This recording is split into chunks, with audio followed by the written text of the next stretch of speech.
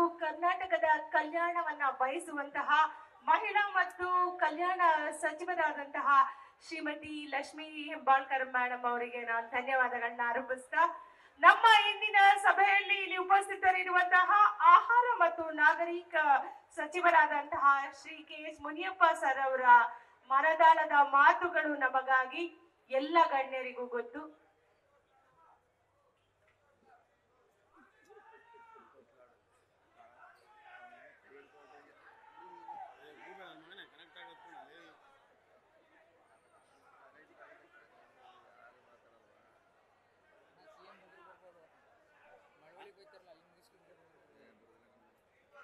ಸನ್ಮಾನ್ಯ Shri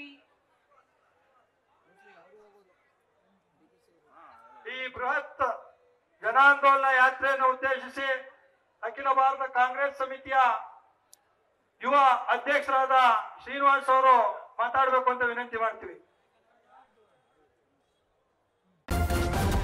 news first ನಿರ್ಭೀತಿಯಿಂದ ನಿಮ್ಮ ಪರವಾಗಿ.